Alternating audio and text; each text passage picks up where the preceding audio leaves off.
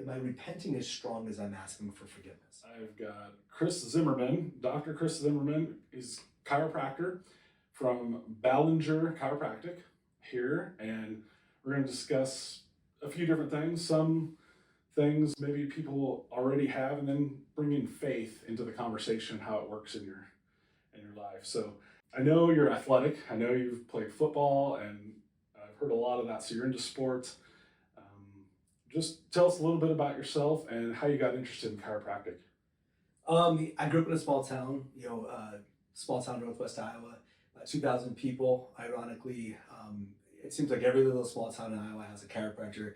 My mom started taking me to a chiropractor when I was quite young. I was about 5 years old. The story I always tell people is like I was putting a puzzle together and my neck locked, and my mom ran me to town because I couldn't lift my head up, and he adjusted me and said, hey, to keep the kids healthy and keep everything going, smoothly, like bring them in once a month with you, and she did. Back then in the early 80s, you wouldn't call her this, but like nowadays we would call her granola. So like we didn't have like aspirin and stuff like that in the house. We had like Aspergum and like Alka-Seltzer. So growing up in a small town, went to a chiropractor very regularly. It was just part of our life, because like in a small town, you didn't have like clinic, like a clinic system like you have here. Like there was no medical doctor that you said, hey, I have an earache today, let's just go to the medical doctor and have them check you out. Like you had to make an appointment, and hopefully they had a time that day, and it wasn't typically walk-in or worthy. Then grew up playing sports, work on farms and stuff like that, and then just some wear and tear from that stuff. Football was my sport of choice, and it was interesting. At a very young age, I knew I wanted to be a chiropractor. I kind of had it narrowed down between chiropractor, rock star, NFL football player. And so a couple were pretty realistic, and one was really, really realistic. The other two weren't. Then I kicked around the Marine Corps a little bit when I was in high school, but I knew I wanted to play college football, and so I played for a small school in Storm Lake, Iowa, Buena Vista. And then after I graduated there, I went to Palmer and Davenport and got my doctorate there, and started my own clinic here in West Des Moines. I graduated in October of 2003, and then so I started my clinic in early 2004 here in West Des Moines, and I was there for about 20 years, and then decided I didn't like owning a business. Especially after COVID, I was like, it's time to just change things up. And there's another story to that I'll tell you later, but I've been working here for about a year and a half, and I really like it. So awesome.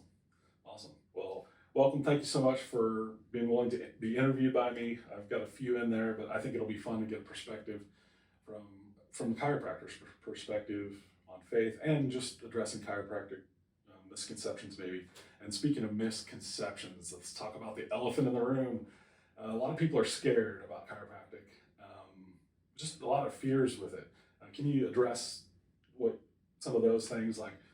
Yeah, I mean, we get questions about that all the time. I think one of the biggest, obviously, speaking of the elephant in the room, having a 220-pound guy like grab your neck and move your neck it's a bit intimidating.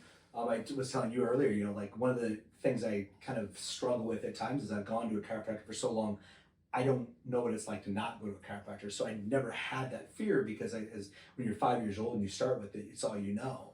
The best thing that ever happened to me, I went to a massage therapist when I was like 24, 25, and it was a female, a strip mall location, kind of in a second level. And so it was one of the most awkward feelings I'd ever had, being a married man and sitting there in your underwear with a sheet over you, and then you can't see anything because you're face down. And I remember laying there feeling awkward. And then I thought to myself, I'm like, oh yeah, this is what your patients feel like the first time they come to you. So I try to get very sensitive with that really quickly. So the first part is, trying to make patients comfortable, because I get it's a new environment to them. It's brand new to them. It's kind of like they have no idea what's going to happen. They've seen things on YouTube. They've seen things on, Instagram on what's going to happen. So I try to be, empathetic towards that. And then the other part of that, I tell patients, if you start looking at the statistics, statistically speaking, chiropractic is safer than massage therapy. It's safer than dentistry. It's safer than almost every other healthcare provider, because the chances of somebody having a bad effect from a chiropractic adjustment, other than maybe some soreness or maybe a strain or something like that, is statistically horrifically low. Because it's like, honestly, if you've got a fracture, if you've got something bad already going on, you're probably not presenting to us. you're probably going to the ER. So the one thing that I do hear people, the one of my biggest pet peeves is when people say I went to a chiropractor and they bulged a disc or they blew a disc in my neck or back. To say that is like saying I went to the store and bought a piece of candy and ate it and it gave me a cavity. It's like it's all the pieces of candy that gave you the cavity, not the one. So a disc bulge or disc herniation is something that happens over time. Now, the last adjustment might have been the last situation that kind of aggravated it, but it's not what caused it. So I like those conversations with patients because manipulation of the spine has been around for thousands of years. I mean, I was just telling the story this today. Like the 8 wheels of a gong are like 6,000 years old, but they're the foundation. It's actually what that thing is right there. Okay. But they're basically the foundation of traditional Chinese medicine. But spinal manipulation was part of them. Hippocrates talks about spinal manipulation. I mean, Stillwell and D.D. Palmer were the two guys that one guy started osteopathy, one guy started chiropractic, and they both started around the same time in 1895 or whatever. So spinal manipulation has been around for a long, long, long time. It's had different names. It's been presented differently. So it's from a safety standpoint, it's ridiculously safe. My malpractice is $1,500 a year. Oh, really? And I usually get a check back every year from our malpractice provider because there's so few claims against chiropractors. I usually get a $100 to $200 check a year back because it's just there's so few claims that go and win. So it's an extremely safe form of healthcare, but that's also part of why we ask patients questions, do exams, stuff like that, and get to know the patient too. That's important as well. Yeah. So that's a great point, getting to know your patient too. I've personally been helped out by you personally, and several others. I was in an accident, and the medical doctor said, "Oh, you don't have any broken bones," but every time I breathed deep or laughed or coughed, it hurt incredibly in my back. And as soon as I got into the hospital, went to the chiropractor, instantly fixed. No more pain in that. It was just a rib out or something.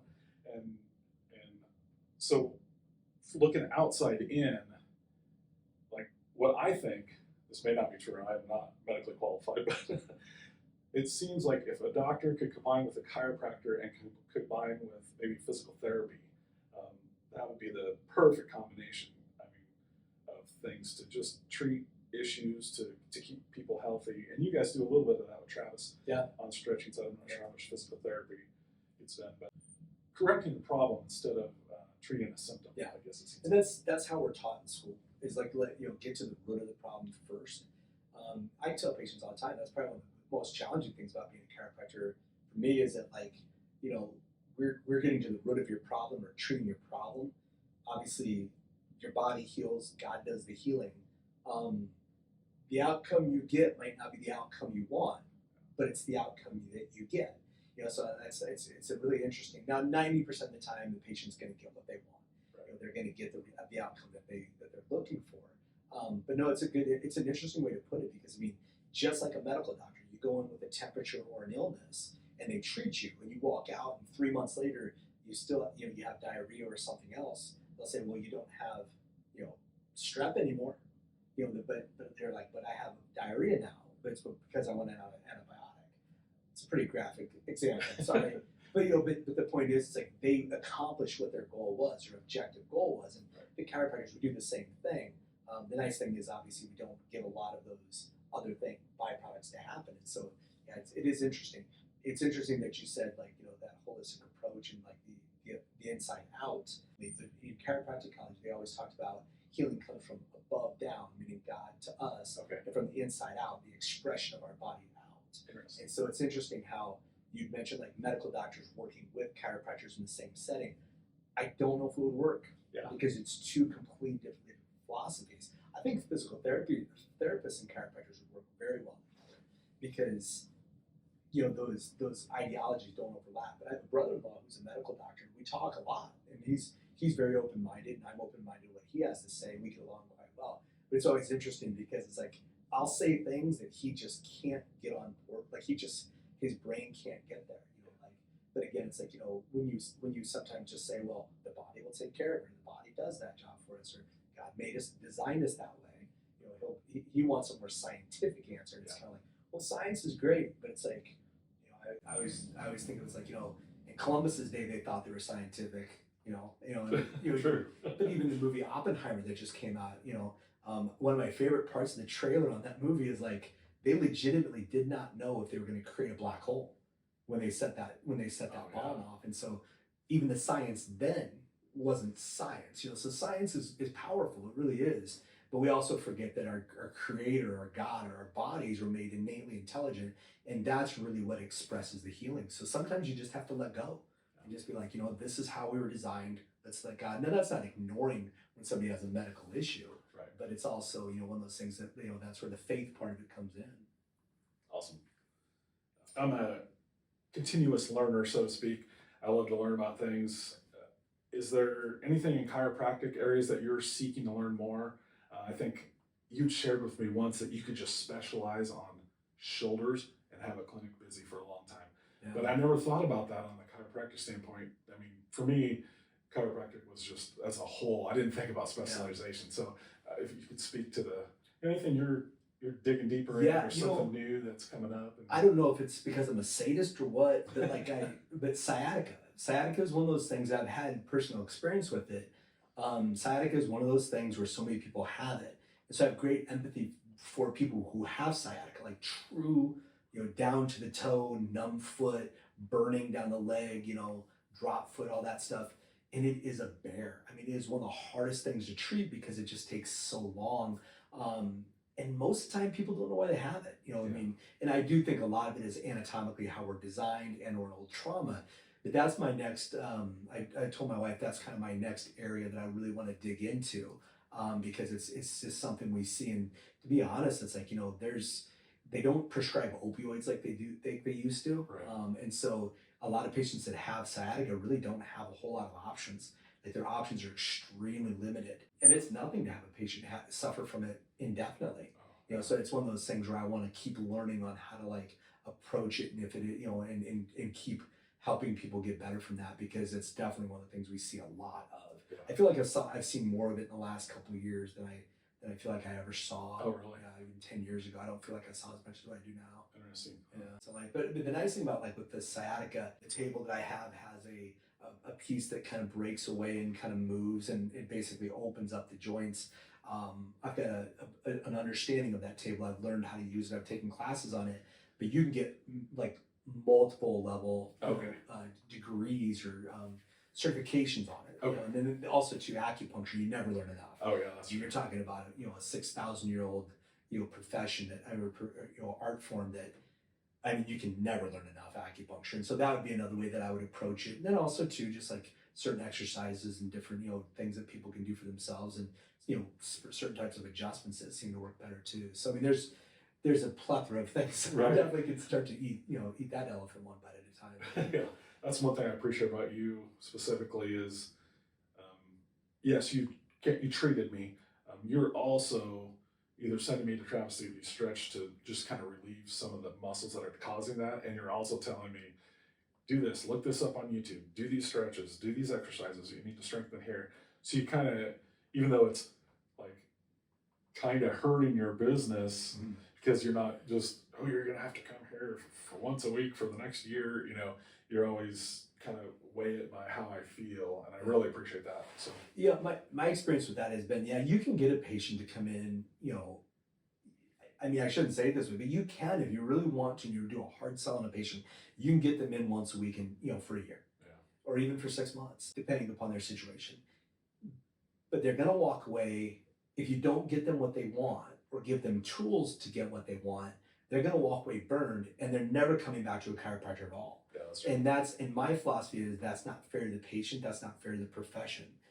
You're doing the patient a massive disservice by that. And plus, at some level, you're lying. I mean, at some level, you're lying. So if you have a key, or if you learn something, to give that patient a tool to put in their belt, and so that they can continue, that patient's going to be a patient of yours much longer. Right. I've never been, and I've had many colleagues tell me this over the years, over 20 years, that they said, don't ever be afraid of helping a patient too well, because you won't lose them. Okay. And I've had that happen. It happens to me literally every month, where I'll refer a patient to physical therapy, and part of my brain says, okay, they're moving on to physical therapy. But sure enough, a month or two later, they come back. Like, hey, my neck's a little goofy, or my physical therapist said, hey, this is a little out. Can you take care of it? And I'll almost build a greater rapport with that patient than if, instead of losing them, so that doesn't happen. You almost find it, when you're honest with the patient, you give them those tools and you risk losing them, that's when they, generally speaking, they typically come back. It's the ones that you just kind of keep stringing along. And there are times where, like, as a chiropractor, you have to stop and self-check and say, okay, am I still the answer for them? Am I still the right answer for them? Or do I need to let them go and find something else and have them go try something else? Because obviously what my skill set is no longer meeting their needs. Right. That's just the appropriate thing to do too. That's an ethical thing too. Yeah. How has your faith influenced your profession? In a massive number of ways. I mean, this could be like seriously an hour conversation in of itself. I mean, again, getting back to, like, I knew at age 8 I wanted to be a chiropractor. I would say 5, but I can't truly believe that's true.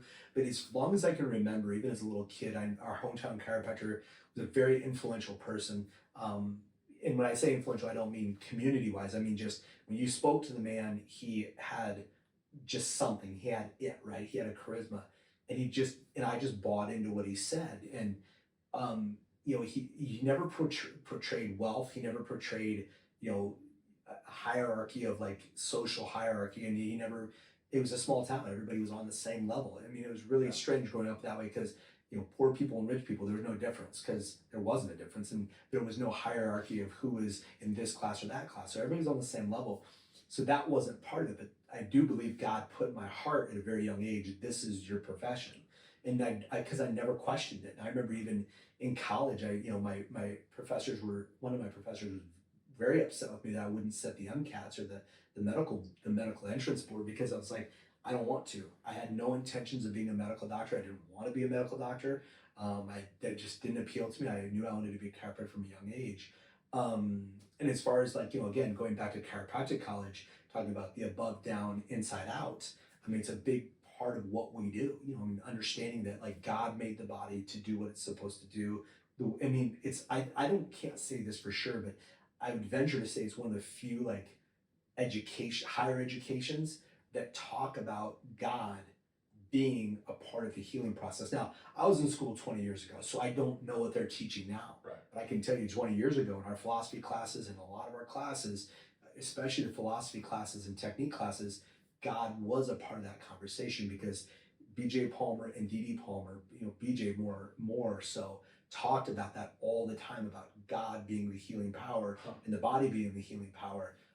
So again, going through that process, it just made sense to me, because I'm like, well, yeah, I grew up a Christian, so that makes sense that God made us to heal ourselves. So let's roll with it. Right. Yeah. That's very interesting. I hadn't heard that before. Yeah, and it's probably one of those things that, and again, I'd love to know if there is another profession out there that talks that way. Right. But ours in the early 2000s, they talked about it all the time. Interesting. Cool. So you're talking about God creating and providing the healing. How do you see your role with God as either influencing healing alongside God, or what do you think about? I consider myself, honestly, just purely a tool, like God's tool. Like I literally consider myself God's tool, or like God's physical hand to push on somebody. Okay. And I've always told patients, and I've tried to express this in patients ask, I do nothing more than hit the first domino, and God and the body do the rest. And so I purely look at myself honestly and humbly, I guess, as nothing more than a tool that God uses to help people. And it's that simple. That's very cool. Because there's also a saying in chiropractic, you take no credit and you take no blame. Okay. And I think that's important too. Like, because just like, and again, one of my pet peeves is when I hear people who aren't maybe people of faith, and I shouldn't have to be called a pet peeve because I'm being judgmental. But one of my pet peeves is like when somebody who isn't of faith will say, well, why would God let this child die of cancer, or why would God let this catastrophe happen or that happen? And it's like, and I have those too. I'm like, I wonder, why can't this patient get better? I'm doing everything that I'm supposed to be doing. But I have to remind myself that it's not my plan. It's not what I think is right. Not what I think is good. It's what God believes is good and what His greater good is. I don't know if you've seen I don't know if it's a recent interview or not. I can't say the guy's name is right. I'll give it my best try. But Neil deGrasse Krause or something like that, the physicist, the Oh yeah. yeah. So he was asked on national television, like, do you believe in God? And he said, well, if God is all powerful and God is all good, then he brings up tsunamis and stuff like that. And the first thing I thought when I heard him say that was like, yes, God is all powerful. He can do anything at any time that he wants to. But you're making the assumption that the tsunamis and the wars and the bad things that happen, you're making the assumption that those are your good, not necessarily God's good. Right. And to make a weird argument, if there wasn't war, what would the population of the planet be right now? And would you and I be starving to death? Yeah. Or would there be, would there be enough food to feed us all? So again, I guess I look at it that we'll never understand his ways. Right. And so that's one thing that I think as a chiropractor and as a human being, I've had to force myself to accept. It's like, I'll never understand why I get success with this person who has a very complicated case, and I don't get success with this person. It's a very simple case. It's like, obviously I wasn't supposed to. Right. Yeah, that's very interesting because, it brings up a bigger question, with why does God allow this? Well, it goes back to free will, and people have choice of, we're not just lemmings just following each other, rotely, and that's not what he wants. He wants free choice. He wants creativity, and sometimes it's hard to, but it is hard to see the bad out there, and then wonder why it's happening. But yeah, it's a tougher question probably for most people than it's simple. Like the movie Sound of Freedom, right? For me, it's one of those movies I personally won't see because I think it'll anger me too much. I don't think I can do it. I don't think I can sit through it. But I've been aware of that topic for years. It's like it's nothing new to me. But the fact that it is new to other people, it kind of shocks me that it is new to people. That people are being awoken to this. It's like, I guess I look at that it's horrifying, but maybe that's God's way of waking us up and saying there is evil in this planet, there is evil in this world. You have to be willing and ready to fight because it's everywhere, it's pervasive. Right. And so maybe sometimes that stuff happens so that we are woken up, and we are woken up in such a violent way that we're woken to anger. Like we're literally angry about it, and having that. Is it righteous anger, I guess? When Jesus went in and turned the tables over, we have to sometimes use our righteous anger, I think, to fight evil. And exactly. I think and so I guess that's a little off topic, but I guess I look at it from the standpoint that we'll never understand why he does what he does, but we have to understand that what he does is for, the ultimate greater good that he has designed, not that we've designed. Right. How has God worked through you in ways that you just couldn't have imagined? A lot of different ways. One way that he worked through me, and I guess I'll try to relate it to the professional part of this. And I don't know if I told you this story or not, but it's an interesting story. So we all went through COVID, and we all watched how it progressed and everything. And everybody had their own experiences. And my experience at my clinic was, I had a staff member who, didn't want to work because of the situation. And that didn't work out. And then, at that time, staffing was really difficult. So right. Staffing is never an easy situation, especially in a small business. And so for about a year, I worked without a staff, and I did it partially because I just couldn't mentally get myself back to dealing with a staff member, especially because COVID was we still didn't know if it was over. We didn't know if it was going to come back. We didn't know what they were going to do, what they weren't going to do.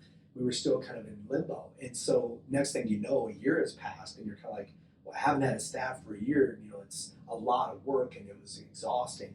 But on the flip side too, I'm like, but I don't have these other issues that I was having before.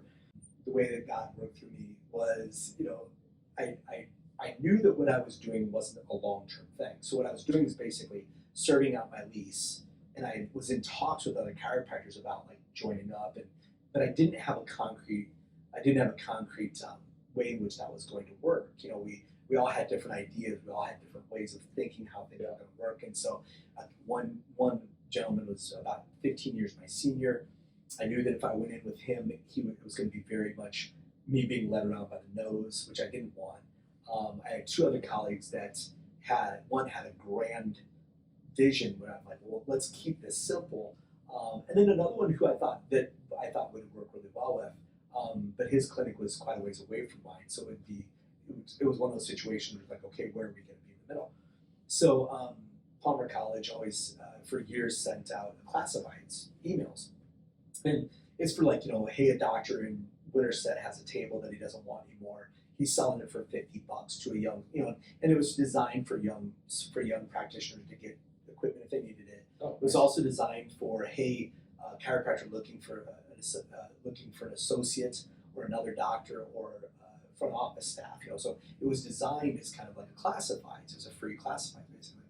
And I was 20 years in practice. I didn't really need anything. It never offered staff members that didn't have a degree in what we call chiropractic assistance, and they had to get a degree from Palmer to get that. And I never was interested in that because they're usually more expensive. On top of that, too, it's like if I was going to find them, I was going to probably find them in another way. So I'd spammed that email literally 10, 15 years ago, and so I have a bad habit every morning when I wake up, I check my emails, and so I woke up one morning and I checked my emails, and sure enough, in my inbox, one had slipped through, and it was the only one I had seen for legitimately 10 years. Huh. And the first thing I saw was doctor wanted Ballinger, because that was the only part of the text that showed it. So I clicked on it, and I opened it up, and I read it, and I called Dr. Alexandra, who is one of the owners of the clinic, and I'd known her really well. We'd taken a lot of acupuncture classes together. And so we got to talking, and that's usually a role that's going to be kind of like designed for more of like a 25-year-old coming out of school, not a 45-year-old who has a clinic. Right. And so we had a lot of conversations. They were all positive right off the bat. Sat down and talked with her and her husband, the clinic manager, and it was a very positive. They were all positive talks. And so I truly believe that, and then it led into what we have now, which is a great situation for me. My patients came over with me. I picked up the patients that the doctor had left. I picked up a lot of his patients, and now I see some of the overflow. So, and I've got the best situation imaginable. I come back in my room, and I'm back here all day seeing patients, and I don't have to worry about insurance stuff. I don't have to worry about staffing. I don't have to worry about bills. I don't have to worry about a leak in the ceiling. So I'm the lucky guy here. I get to do just my job. But the point is, that email was pushed through that spam filter I got. And that was one of those things where it's like, that was definitely one of those God things that happened for a reason. Right. And it's like, if it wasn't for that email slipping through there, I don't know where, I would probably be in the process of working with other docs, and we'd be butting heads and not working well together, I assume. But no, it was one of those things where God made that email slip through that filter for a reason. I love the stories. Yeah, and that's a cool, and it's a cool situation that, I guess when I saw that email, and I knew the Ballingers, and I knew how their clinic worked. I knew it was a Christ-based clinic. Yeah. I knew, like I said, I take 200 hours of class with Dr. Alex, and so I knew her quite well. I didn't know Dr. Luke quite as well, but it's one of those situations where I knew that was God's way of telling me, this is your path. Yeah. So start, and I started with it, and everything worked out. And that's why I'm here. That's awesome. Yeah. Concerning your career, if you could give younger self advice, what would it be? The first thing I would tell my younger self would be, submit to God's will more deeply, quicker. Okay. Sooner in my life and more deeply. I grew up in a religious family. Grew up in a small town. Growing up in a small town, growing up Presbyterian, I always kind of make the joke that growing up in a small town Presbyterian, it's like, believe in God. When you make a mistake, ask for forgiveness. Love everybody. You're good. It's very simple. Right. It wasn't. You weren't beat over the head with it. You weren't encouraged to do some of the things that I do now. But I was also young, so it's one of those things where it's like that. Never doubted my faith in God. Never doubted my religion, and I never have, and I'm lucky in that case. But with that being said, I thought that I had submitted to God's will. And then something happened, our son was born, and then I realized I needed to submit more, and I did, and things got better. And then COVID happened again, and COVID happened, and I realized, okay, you are not in control of any of this. There's nothing that you are truly in control of. Right. You are truly just subject to God's will, and you better learn how to live with that and come to terms with that. And I think that if I could go back and talk to a 24-year-old me, I wish I could get a 24-year-old me to have submitted and studied the Bible as much as what a 45-year-old me does. Yeah. Because boy, my life would have been a lot better. Yeah. There'd been a lot less bashing of my head into the wall. Yes. I think there'd been a lot of things in life, a lot of problems I could have avoided. I just would have had a better quality of life.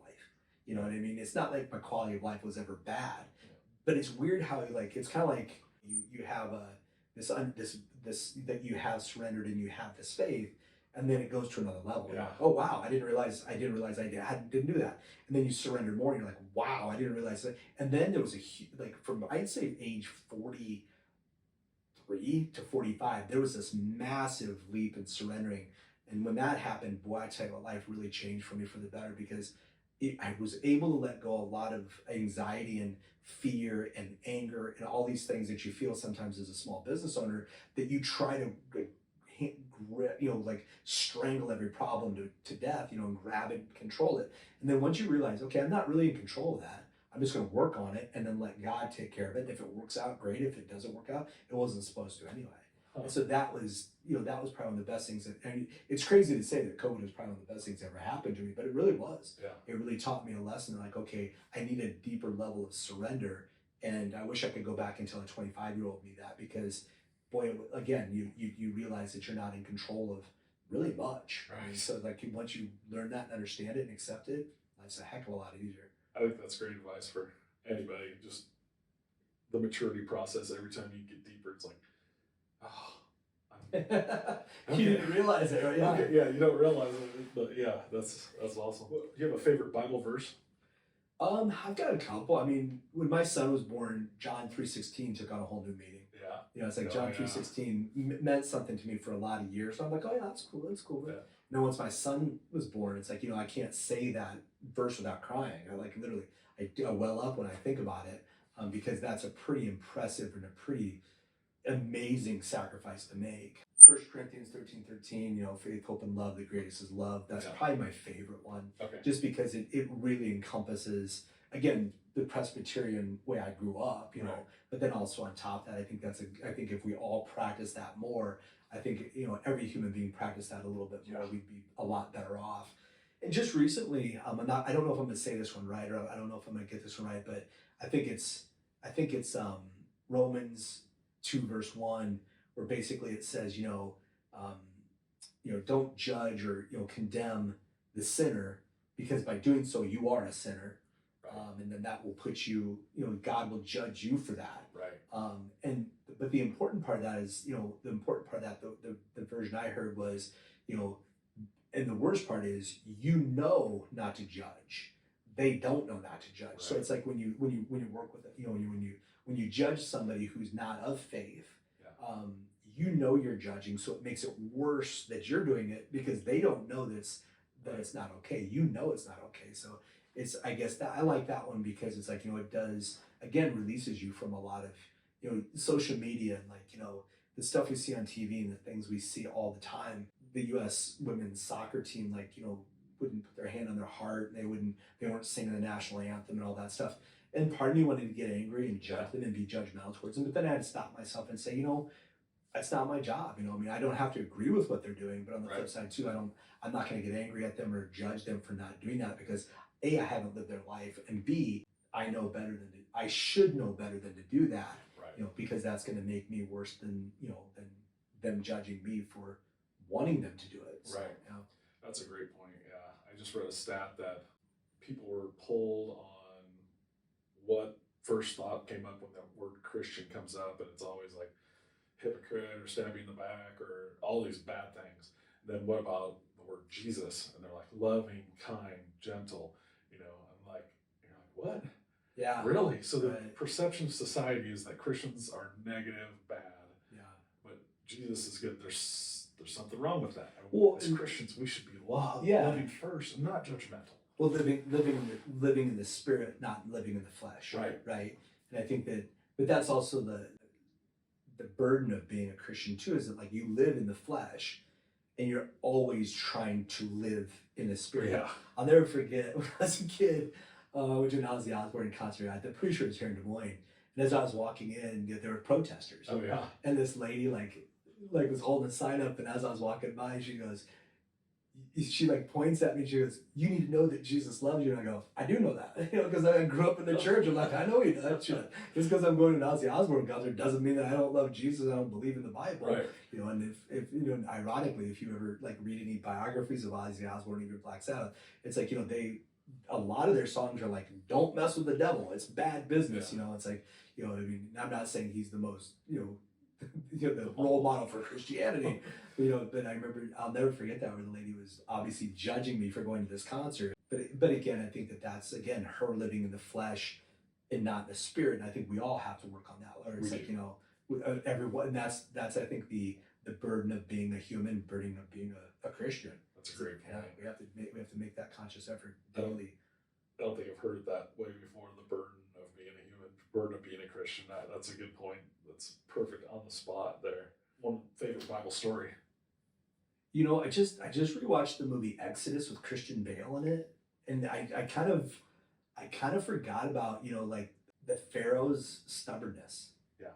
And God made the Pharaoh stubborn, so that he would not cave, and like he would go through these massive, horrible things. And just the whole story itself is just incredibly impressive. How this nation was freed. And then obviously wandered the desert. Just that entire story from beginning to end. I remember watching the Charlton Heston one when I was a kid. Yeah. We had that one on VHS. Yes. We'd watch it once. I remember we'd watch. I don't know why we'd watch it, because we lived out in the country. It was, we didn't have a lot of stuff to watch. And I remember, and I think it was on like once a year, like on Sunday nights or something. It was always on like once a year. But then when they came out with Exodus and had the updated version, now how biblically accurate it was, I can't tell you. And there's some interesting parts of it. But that's probably my favorite story, just from the standpoint that it's like, again, the resolution of the Pharaoh being so resolute, but then also Moses being so resolute, and the time frame in which that story takes place. I mean, it's that story of the Jews being enslaved is hundreds of years, maybe thousands of years. Right. I just think that it's interesting that when we think of slavery, we don't think of the Jews being enslaved. We think of our nations like that being enslaved. We have our own version as Americans of slavery. That's true. But we kind of forget that, like, there have, you read the Bible, there have been people enslaved for thousands and thousands and thousands of years in different situations. But yeah, that's probably my favorite story, just from the standpoint that, like, again, the time span in which it takes, the massive amount of change that happens in that story, and the fact that two humans, being influenced by God, are so resolute in their position that they're just bashing heads, for decades, and then finally, obviously, the righteous side wins out. So it's a crazy story. I like it. How about a God story that you've witnessed, something like an amazing moment, maybe through your hands, healing hands at your office here? Something that Oh yeah, I mean, God was at work. Well, I say this all the time. I say this all the time. When I first started doing acupuncture and chiropractic, obviously I've had a lot of really cool things happen, and many females who are unable to conceive, get pregnant under chiropractic care. Acupuncture takes that to a whole another level, because there's so much specificity in techniques that we use in acupuncture for fertility. I always make the joke that it's like, I never expected to be like this ex-farmer, ex-football player, with gruff voice and a beard, like. And I make the joke of getting all these women pregnant, because it's like, my wife and I make that joke all the time. That it's like, well, got another one pregnant, but that's because the fertility stuff is so cool. And again, as a chiropractor, you get this weird callousness to the miracles that you see happen, right? So you see these you see these crazy things where somebody who can't weight bear on a leg for 5 years comes in, you adjust them 3 times, they're fine, they're whatever, and you kind of become callous to that, because that's what you're supposed to do. But I remember the first time it was a family that was visiting. The husband worked for a company up here, a corporation up here, and they lived in Mexico City, and so he'd come up every couple of years for training and some stuff like that. Well, they came up, and his wife was trying to get pregnant. They couldn't, they were having issues, and so she came in, and I was adjusting her and acupuncturing her. And they were going to be in town for they were going to be in the area for maybe 2 months. I think that's about how long they were here. So I acupunctured her and adjusted her and whatever. they left, and I didn't even think twice of it, and she was a great lady, phenomenal lady. Well, about maybe 3, maybe 4 years later, they came back, and they just happened to stop in to say hi.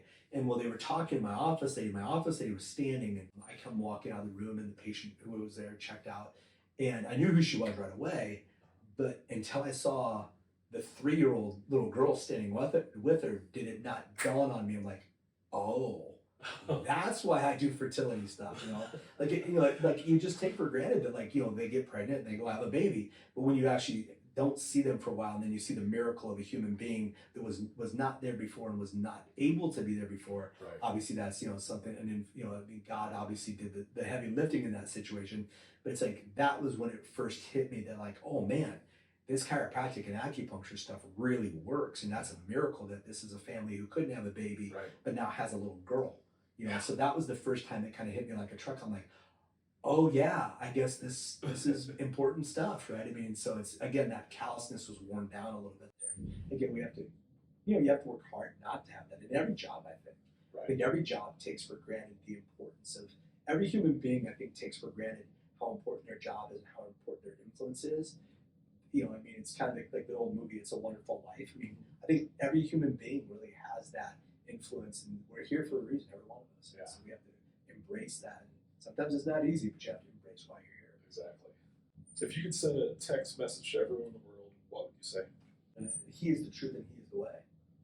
I think that's probably the one I would start with, just because it's like, I think you can start with all these other, like, doctrines and all these, all these things like faith, hope, and love, and the greatest of love. You can send that to everybody, but I think they'll use it their own way.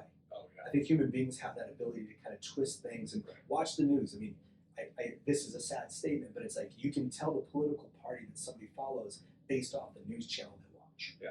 Right. So I mean, when you have a news channel and you have, the TV, your TV watching or your TV viewing or your entertainment source being manipulated by your thought process, it shows you how easy as a human being we can twist things the way that we want to see them. So sending 1 Corinthians 13:13 to somebody, they will make that say what they wanted to say. We see that in churches right now where churches are saying, well, love is love.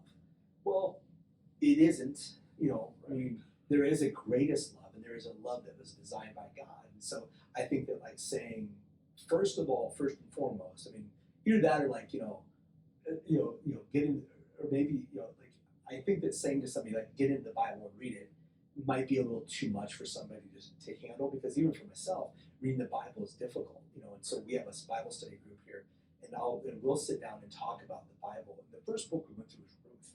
When I first got here, they'd already gone through a bunch of stuff obviously over the years, but the first one I got involved with was Ruth. I'm like, man, I didn't realize there's this much stuff in Ruth. And then the second one was Ephesians. Okay. It's like Ephesians isn't exactly like easy reading, right? So I think that, like, throwing that stuff at people right off the bat, I think would be a little difficult. But I think that, like, letting them first know that He is the truth and He is the way, I think that that's the first message I'd like everybody to understand, because that's your stepping off point. Everything from there is just your next level of learning and your next level of understanding. And I think that, so once you establish that, then you can take step 2. But until you take that first step, I don't think that step 2 matters. Right. If that makes sense. That does make a lot of sense, yeah. How do you currently deepen your faith? Bible study. I mean, yeah, I'm very lucky to be in a work setting where it's encouraged. That's awesome. I mean, how many places where you can go to work every day and not only be encouraged to talk about your faith, but be at some level expected to.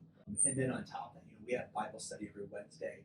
And our office manager Debbie, who leads it, does a phenomenal job. She's extremely knowledgeable. She's extremely deep in her faith. She's actually having surgery on her ankle today. So if people would just throw a prayer out to her, yes, that'd be amazing, because she's an amazing lady. She was in Mexico, and they ministered in Mexico, and she was she did some mission. She was a missionary in Mexico for a while. So with that also being said, it's awesome to have somebody teaching a Bible study. Like I said, going through Ephesians, I've read Ephesians before, but boy, I tell you what, to have somebody help you break it down and have somebody help you understand, like, the nuances, that's the part that helps me deepen it by going through and studying the Bible, not reading it. Because I read it for years and read it for years. I've listened to audio. I remember I bought the like 65 disc, James Earl Jones. Remember that? Like James Earl Jones, narrated Bible. I bought that years ago on Amazon. It was on sale for like $20. And I got it. I remember listening to it with my Discman, for years, and like it just, so much of it's over your head. Yeah. And then, then I remember, reading Bible verses and stuff like that, thinking you understand and trying to chew on them. But I would say to to deepen my faith, I think that not just reading the Bible, not just going to church, but like really studying the Bible and truly trying to break it down and having other people help me study it, just like you would if you were in any other class. Right. There's no way that somebody would pick up a physiology book if they had no basis in biology and be like, hey, let's just open this up and read this and learn this. Yeah. I mean, you need somebody to help guide you through that. So Sure. just to truly study the Bible, I think and to have somebody help me study it, that's what's probably deepened my faith. Because again, I said earlier, I've never questioned it. I've been fortunate in my life that I've never had moments that challenged me maybe enough to make me question it. Right. But on the flip side too, it's like that deepens my faith every day because the more I learn about it, the more I realize that is the truth in the way. Yeah. Great. Anything you want to say, address that I haven't asked, or? No, I mean, I know that one of my favorite things to do right now is I've kind of gotten this thing where I like going on Instagram and like watching the reels and like watching the more pro religion, pro Bible, pro religious reels. And I think it's hashtag Ask Greg. Okay. It's this guy who does ministries on college campuses. Okay. And I don't know the guy's name. It might be even Ask Gary. I have to look it up. But he's a older gentleman, thin. But he stands there and he preaches to these college students. And of course he's fielding questions, and some people are really trying to like trip him up, and other people are saying bad things to him. But it's really cool to watch him because it's like it really reminds me that as a Christian that at times I need to say things that maybe aren't the most popular things to say in the room. Right. And he can say these in front of like a very not pleasant crowd that really doesn't maybe want him around. Right. I'm usually in a very safe space, so it's one of those things that it reminds me that it is my responsibility to say the uncomfortable things at times, even if I don't want to. Right. But even raising a 12-year-old in this day and age has been a massive challenge because you want him to not be judgmental and mean to people or like hateful to people. But on the flip side, you also want him to understand that there is a Bible, and the Bible does say specific things, as much as it's not comfortable and as much as we don't necessarily want to like that. It is what it is, and that's what I would say. Again, getting back to that's why I think that like some churches kind of dodge that bullet at times, and we maybe go to a church that does that a bit, but we go to the church we go to because my son is engaged in it and he likes it. Yeah. And so that's the first step for me to get him to start that process, and then as time goes on, then he needs to start digging deeper and understanding deeper, and understanding that it's not all peace and love and happiness. It's like there are parts of the Bible and there are parts of religion that are burdensome, and that you do have to choosing to live a good spiritually versus serving the spirit versus the flesh. Right. We face it every day, all day, and really trying to find a way as a human being to do that it's challenging. It is. But I think as you do it more, it becomes more it's more enjoyable, and it's also obviously helps us grow too. Right. And I think it kind of ties back to your first question about reliance on God, where when you get to that point where it's him urging you to say the things that aren't popular or whatever it may be, and who's going to go against you? Who's going to come against you? Yeah, the public might not like it, your friends might not like it, but it's God. I mean, he's everywhere. He's for us. We should not have fear, and we should be able to just say, okay, God gave this idea to me. I'm going to say it, and let the pieces fall when they may, but I'm going to serve God. Yeah. And what's hold back. What's the old what's the verse that basically says, and I'll paraphrase, but it basically says, if you won't be embarrassed for me now, I won't be embarrassed for you later. Yeah. And that's a really important one to me, that it's like, you know, if you hide from me now, I might hide from you later. And so I think of that all the time, that I think that, you know, it's not a comfortable conversation at times to have with people. And even with yourself. I mean, there's been moments in my life where it's like there's something that I did that I wanted to do, or something that I felt like was the right choice for me, but then realizing that like that might be the right choice for me in the moment, but that's not the right choice for me in general. Right. You know, or like that's not the choice God wants me to make. And so, but I mean, any human being should be able to look at their, unfortunately, maybe this is saying more about myself than I should be saying, but like any human being probably could look back at their day and be like, about 20 times today, I did something that probably I should have went right instead of left, you know. And we all, and I feel like we all do it. And again, not judging ourselves or beating ourselves up about it, but repenting, asking for forgiveness. That was something that, you know, and you know, as we get older, it's like, you know, you learn those things, and like you hear it 1,000 times, and you know, tens of thousands of times, but then it hits you just a certain way. And the other day, this is ridiculous for me to say this out loud. I feel like I'm almost embarrassed about what I'm going to say right now. But like, you know, they were saying, you know, like you ask for forgiveness and you repent. Yeah. And the first thing I thought was like, oh, duh, dummy, repent. Like, yes, it's one thing to ask for forgiveness, but am I asking forgiveness am I repenting as strong as I'm asking for forgiveness? Oh, is my penance or my repenting is aggressive as my asking for forgiveness? And I don't think that I've always, and I came to that realization, I don't always do that. I was like, I don't stop myself and think about that. Yeah, that's interesting. That's a good point. And way off topic, I apologize in advance, but you've heard the word penitentiary, right? Yeah. Do you know where it comes from? Penance. Penance? So the first penitentiary in the United States of America is in Philadelphia. It's called Eastern State Penitentiary. Yeah. And what they would do, and my sister lived in Philadelphia, so we visited one time. So it was it was run by, I don't want to say I think it was run by priests. Okay. And so what they would do is they would take people who had committed crimes, usually heinous crimes, took them in a room, locked them in a room, bound their hands, had them kneel and put them in front of a Bible. And they kneeled and read the Bible. And then every hour or whatever, somebody would come in and flip the page.